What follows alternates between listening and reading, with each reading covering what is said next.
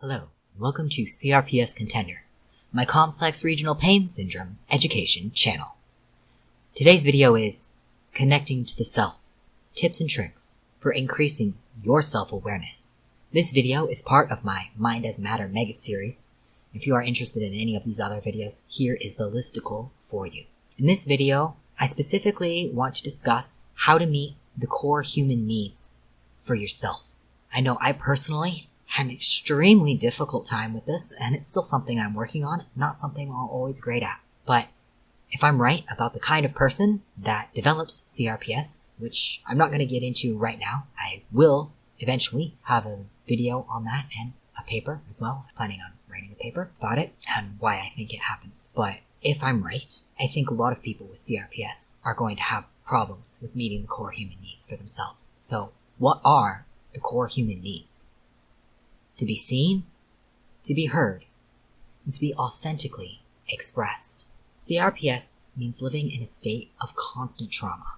We need to learn how to reduce that for ourselves as much as we can. How do we do that? We need to learn how to see ourselves. We need to learn how to hear ourselves. We need to learn how to authentically express ourselves. I don't consider myself an expert at this. This is something I've just started to learn. So I'm not going to sit here on some sort of high horse and pretend like I have all the answers, because I don't.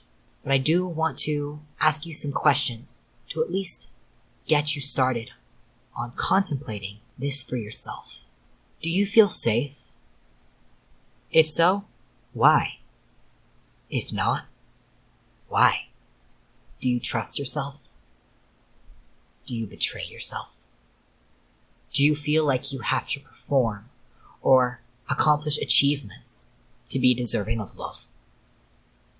What are the physical sensations that are occurring in your body? Do you have boundaries? Do you even know what boundaries are? If you have them, do they make you feel guilty when you hold them? Is your mental chatter, the stories that are just running through your mind, your stream of thought, is it full of comparison, judgment, and lack, either of yourself or about others? Are you attempting to control someone else's perception of you? If you are, I want to tell you that is not your responsibility. Are you addicted to certain emotional states, like fear, or anger, or disgust? Can you regulate your own nervous system? And I'm going to answer this question for you right now, because if you have CRPS, you can't. You don't. That's why you have it, because your nervous system can't regulate itself. That's what CRPS is. Can you forgive yourself? What sort of behavior did your parents model for you? Now, not what did they tell you to do. What did their actions portray for you? Where do you source your self-worth? Do you feel shame? Do you feel like you are unworthy? Do you feel like you are lacking? Do you feel abandoned? What are your thought patterns? What are your behavioral patterns? Do they bring you peace, or do they bring you chaos? Can you hold space for yourself without judgment, creating room for emotional maturity and self-awareness? Those are a lot of deep questions, and they'll probably take some time for you to really contemplate them. What are some activities that you can do to learn how to connect to yourself, or to get better at connecting to yourself?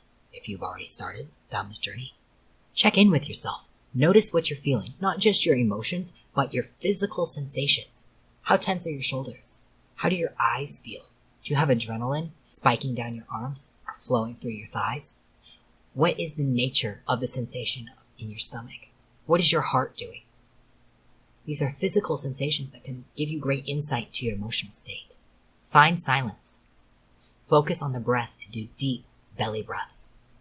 Observe and allow your emotional state without judgment. If you're sad, that's okay. Don't crap all over yourself just because you're sad. Create a morning ritual. Become aware of your thoughts. Move your body with presence and kindness.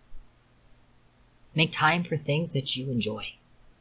Get intimate with yourself. Look at yourself in the mirror and hold your own gaze for several minutes. Get into nature and connect with what's actually going on in the world. Explore metaphysics and spirituality, your basic assumptions about what is happening in the universe. I'm not necessarily talking about a religion, but what are your underlying beliefs about the world and how we exist? Connect with your body. Nourish yourself with good food. Listen to and observe your own discomfort without trying to repress it or distance yourself from it. Life is a game. Don't take yourself too seriously. Enjoy your own company. Create a space that's just for you. Cultivate some sort of meditation practice. Explore yourself. Listen to the wisdom of Uncle Iroh. It is time to look inward and start asking yourself the big questions. Who are you? And what do you want? Acknowledge the beauty within yourself.